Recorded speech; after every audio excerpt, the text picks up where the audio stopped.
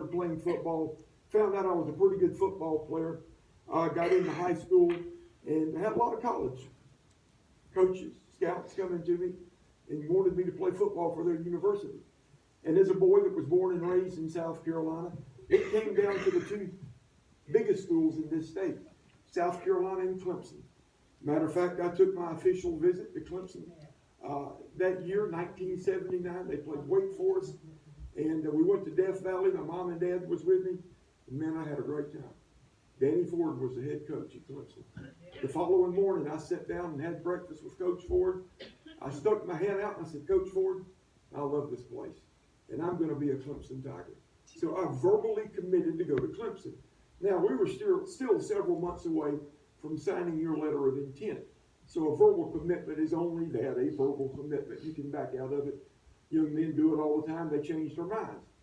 Well, I got back to Columbia, and I had a tradition of going up to my dad's father's house on the lake there at Lake Murray and watching Monday Night Football with him. My grandfather helped cultivated me my love for sports, and especially everything Gamecock. As I said in the video, my dad's brothers attended the University of South Carolina. My granddad did, so it was all about Gamecocks.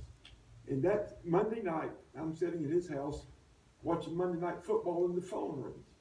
And for some of you that are of a certain age, we actually had phones mounted on walls back then. You couldn't walk around with them. You couldn't put them in your pocket. And they had a long cord, like a bungee cord, that you could stretch and walk around and talk. Now, you couldn't go very far, but it was a phone mounted on the wall. So my granddad goes and answers the phone, and he comes back into the living room where we're watching TV, and he said, Jim Carlin's on the phone, and he wants to talk to you. Coach Carlin was the head coach at the University of South Carolina. I don't know how he found out about my verbal commitment to Clemson the day before, but he did. And for those of you that remember and are of my age or older, back in that time, Clemson had some problems with breaking the rules and doing things by the rules and regulations, and they were in trouble with the NCAA and went on sanctions and couldn't play in bowl games and lost scholarships, so they had a bit of a bad reputation for not being able to play by the rules. Coach Carlin, when I answered the phone, he didn't say, hey, Bill, how you doing? He didn't give me any kind of greeting like that. He said, young fella, what's wrong with you? He said, I know your mom and dad. They're good people. Your brother, your sister, they're good people. Why would you want to do that to them? And I played dumb. I said, Coach, what are you talking about? He said, why would you want to have them sitting around a bunch of rogues, thieves, every Saturday? He said, they can't even abide by rules. Why would you go up there and do that to your family? You're better than that. They're better than that.